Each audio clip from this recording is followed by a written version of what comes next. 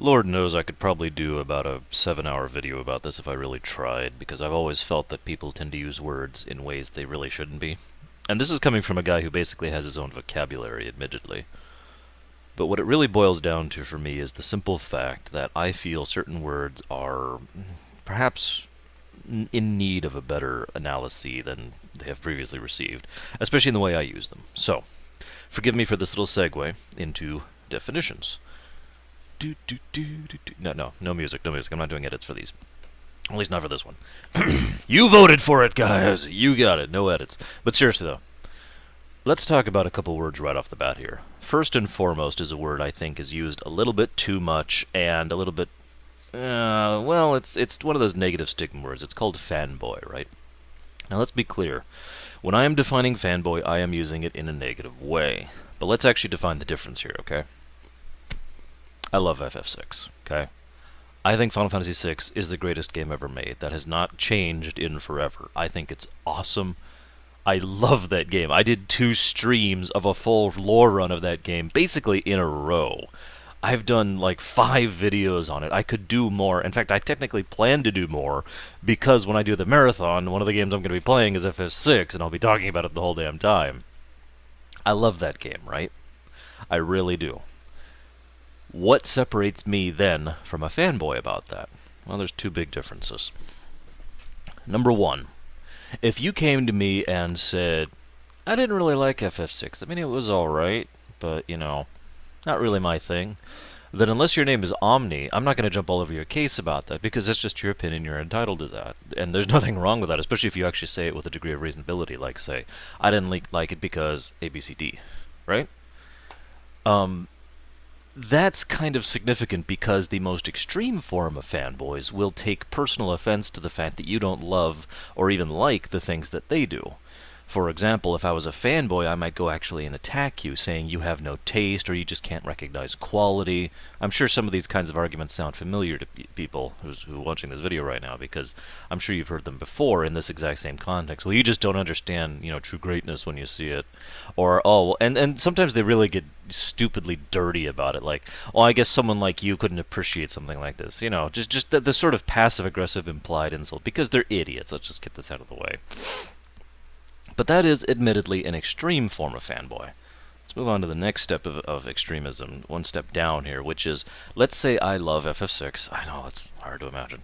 And let's say you come to me, and your name's Omni, and you tell me, I hate FF6. Now, we're going to use this to segue into a little bit of a second topic, but I want to talk about this first.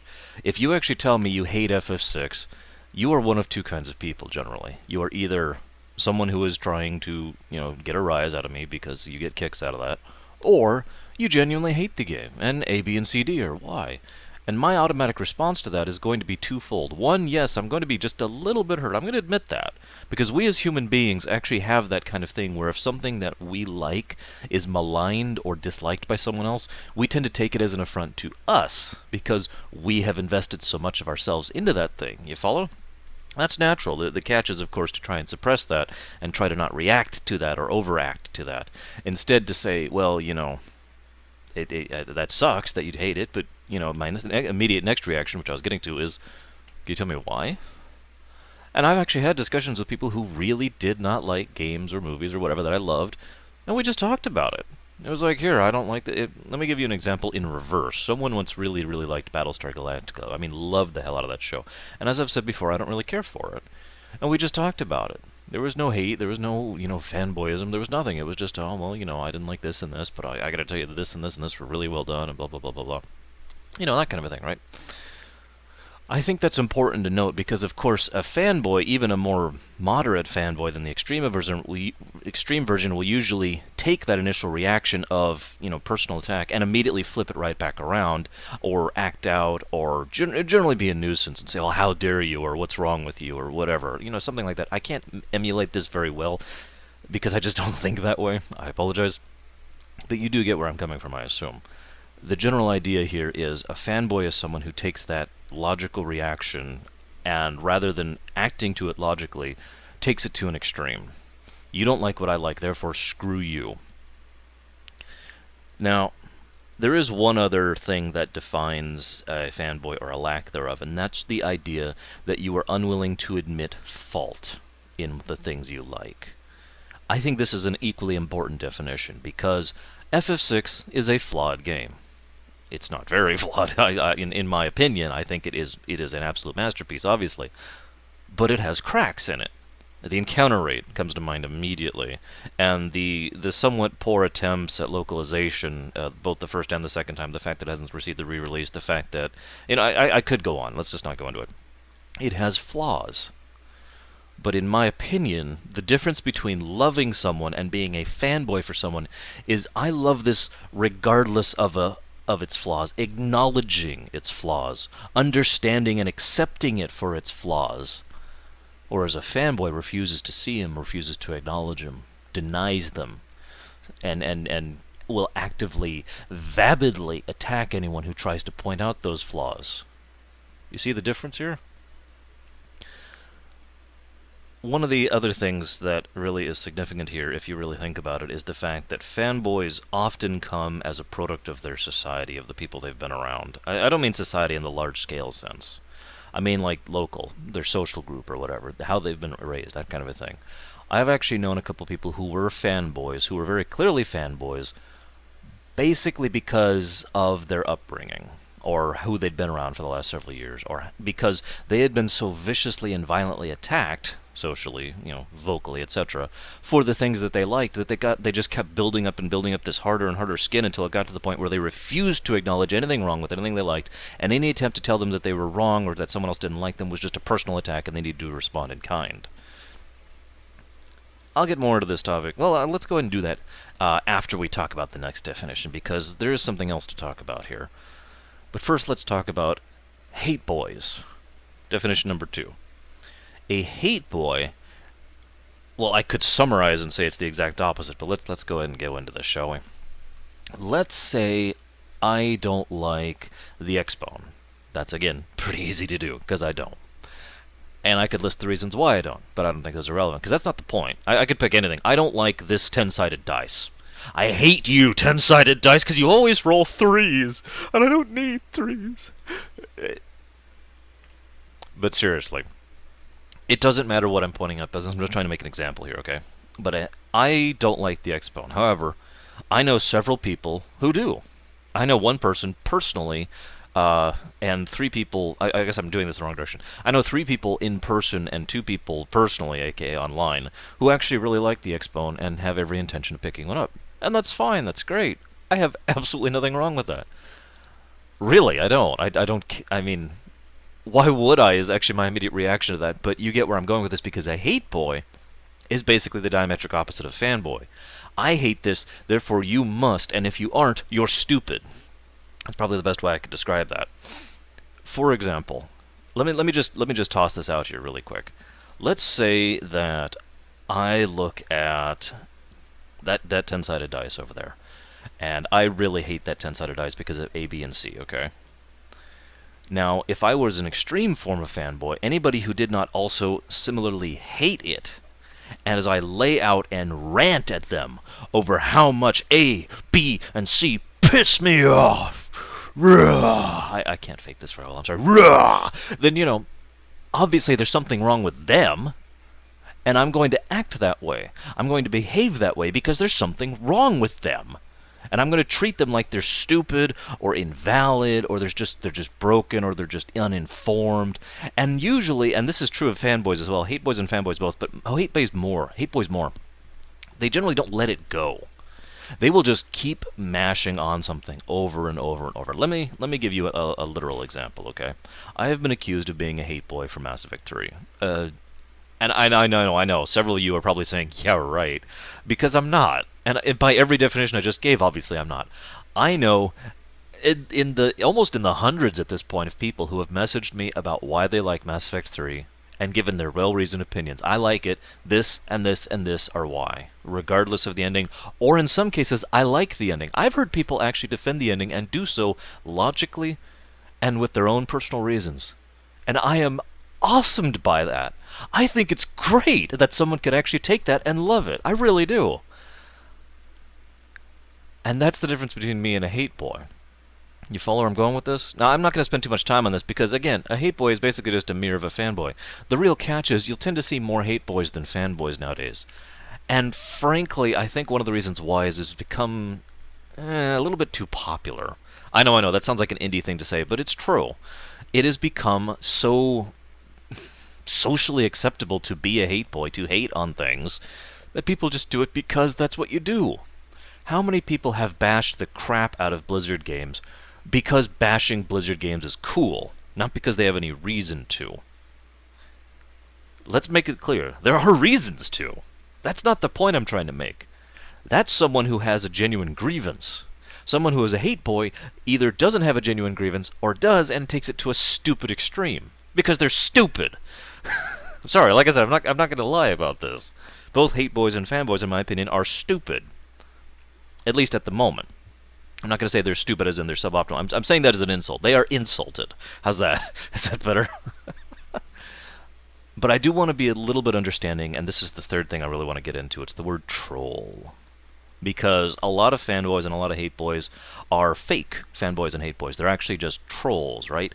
Except I don't like to use that word. I try very hard not to use that word. Usually if you hear me say troll or trolling, I'm actually talking about some kind of RNG in a game I'm playing. You know, anybody who's seen me do my Mega Man X runs knows exactly what I'm talking about. Oh, you know, Chill Penguin's just trolling the hell out of me right now because, you know, he's doing the thing. It's irritating as crap.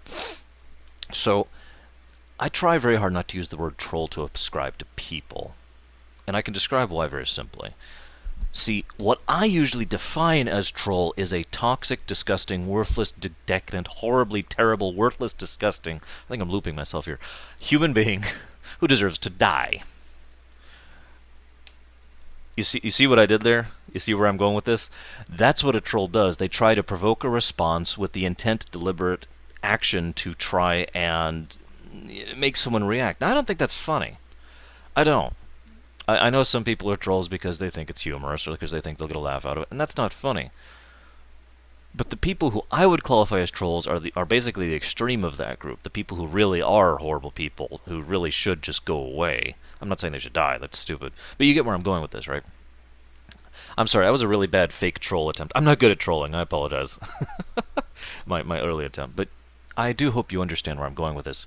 And let me try to explain why I try to view this with a degree of moderation. I'm going to give you a specific example. One of my viewers, and if you're watching this right now, you probably know who you are, was trying to, well, it was basically lightly but still nonetheless trolling my channel, and had been doing so for some time. This happened last year. And it got to the point where they were insulting and trolling and generally being a negative nuisance towards my viewers. Now, let me make one thing clear here. You want to bash on me, go for it. Don't touch my viewers.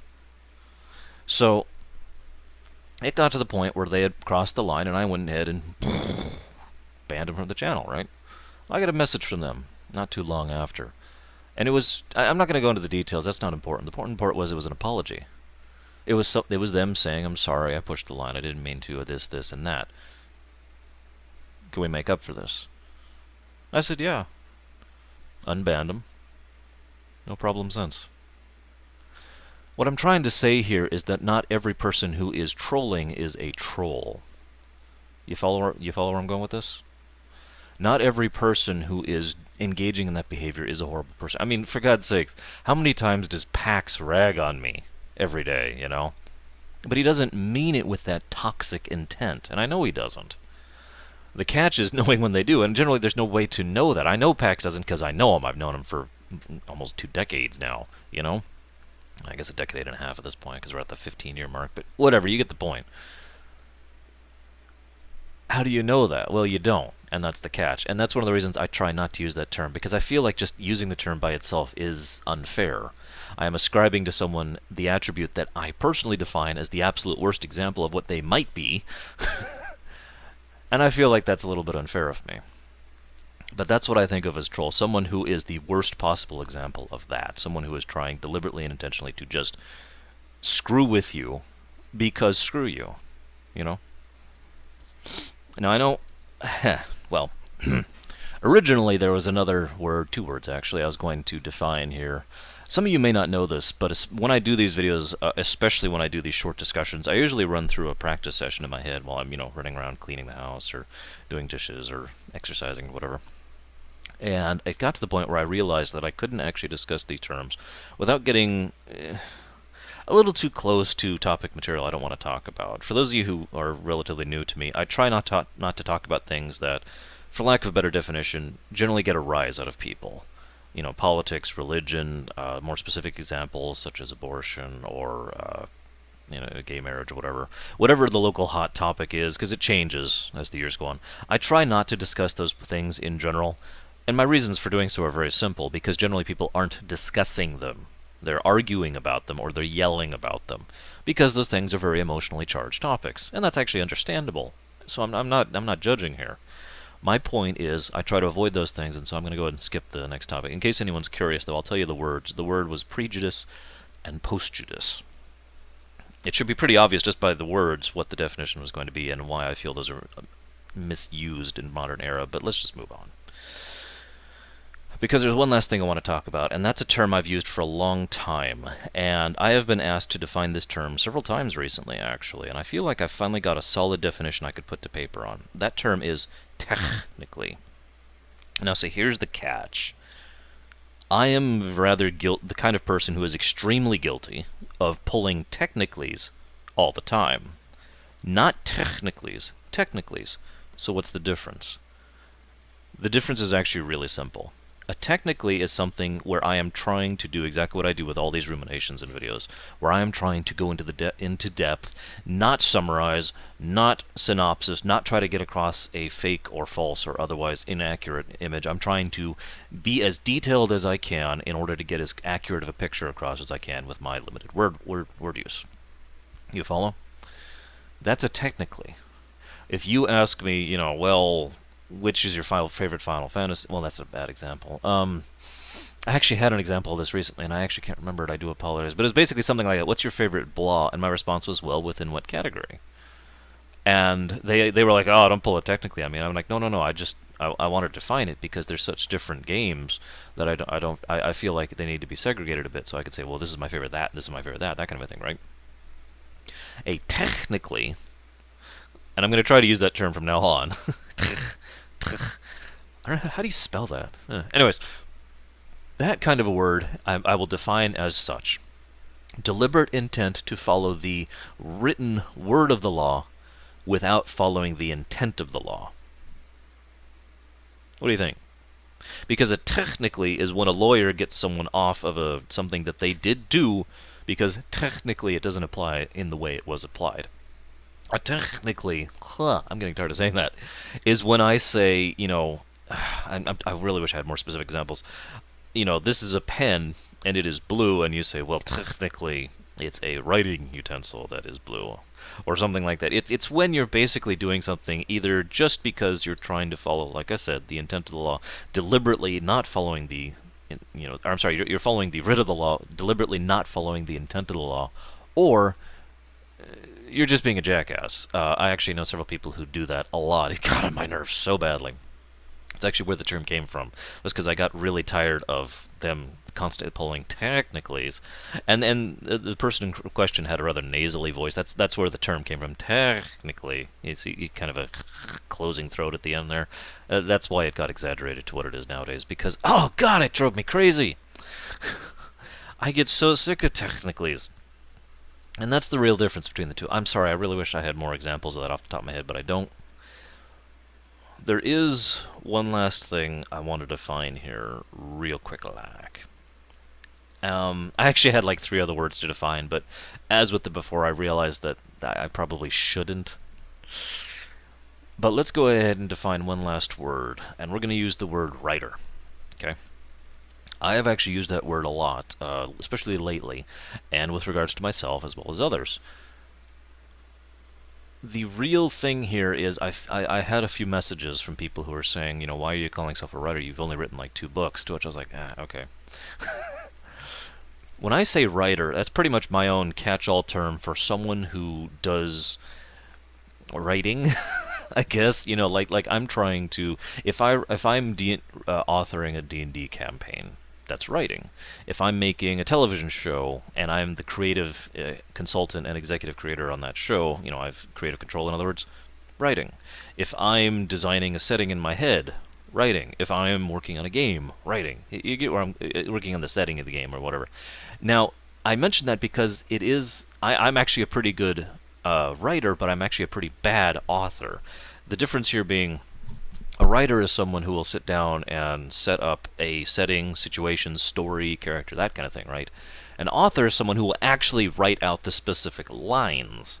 I'm actually, like I've said before, I'm a pretty bad author, to use this definition term here. You're right, I have only written 2 books and like a smattering of short stories, and there's a reason for that, because I suck at it. It really costs me to do that. I really have to sit down and do it, and then I go back and re-edit and re-re-re-edit and re-re-re-re-edit, and I do it over and over and over and over for years. My most recent edit to the Robot War was just a couple of years ago, and I wrote that when I was in high school, to give you an idea.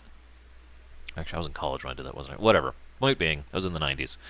Point being that, regardless of how you think of it, authoring I know I'm not using the best definition here, but authoring is when you're actually saying, and then he walked up to the street and said blah blah blah blah blah. I'm not that good at that. I'm more the writer type, which is just setting up, okay, well, here's the situation, and there's going to be a street across the way, and it's going to be this, and I want it to be like this. Writing can also blur into directing, by the way, because when you're writing, because directing is, by my own definition, writing in a visual medium. It's like, okay, I want the camera angle like this so that when they're looking over here, they can see that building in the distance. That'll be foreshadowing for later, and I want them to see this thing right here, and we're going to have a little background event going on there, too. It's not really relevant to the scene. It's not really foreshadowing. I just want to add some depth to the scene, that is also writing in its own right, because it's the exact same thing you do when you're setting up a scene, whether it be words or music or dialogue or visual medium. And that's the last definition I'm going to go ahead and cover. I apologize for the somewhat short video, but hopefully you'll forgive me, and if you won't, there's only one thing to do.